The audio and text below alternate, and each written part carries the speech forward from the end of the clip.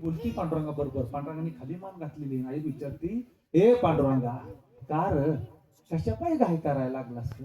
अरे मला ठाव हाय, मला तुझ्यापाशी यायचं आहे. बरं अरे त्याला येळ हाय, वकत हाय. ए पांडुरंगा, अरे आजपतवर माझी वारी चुकलेली नाही. घरला जाते, 5 वार मावदं करते, 5 वारकरी जेऊ घालते, देव माघारी पाठवते. अरे त्या हलसिद्धनाथाला चंद्रभागेच्या पाण्याने आंघोळ घालाय न ग वैर.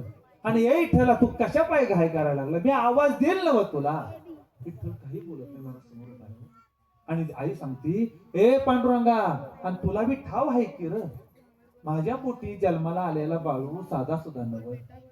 अरे तो कोण हाय हे मला कळाय न ग वैर पांडुरंगा. ए पांडुरंगा, घरी जाते, बाळूला बोलावते. समज झालं नव म्या तुला आवाज देते, तेव्हा ये की र पांडुरंगा.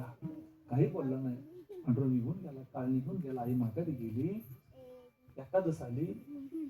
एकादशीचा उपास केला, द्वादशीचा सगळा प्रसाद केला, 5 वारकरी जीव घातली, लेकर बाळ जीव घातली. सकाळी 9:30 वाजता सप्ताह एकादशीचा उपास पडलाय महाराष्ट्रीने. देवाला निवद दाखवलेला आहे.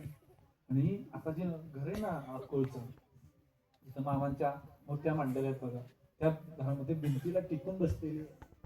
आणि असं समोरच्या देवळीमध्ये देव आहे. देवा देवळीमध्ये देव आहे. तिथं एक पायाची मांडी घातली, एक पाय वर घेतला, गुडघ्यावरती हात दिला आणि सांगितलं, देवा हे पांडुरंगा, आता समद उरातलं बघ, आता काय बी नाही बघ. तर तेवढं बाळू कोण हाय हे मला कळाय न ग वैर. बाळू मामा त्यावेळेला जमखंडीच्या डोंगरामध्ये बकरी राखत होता.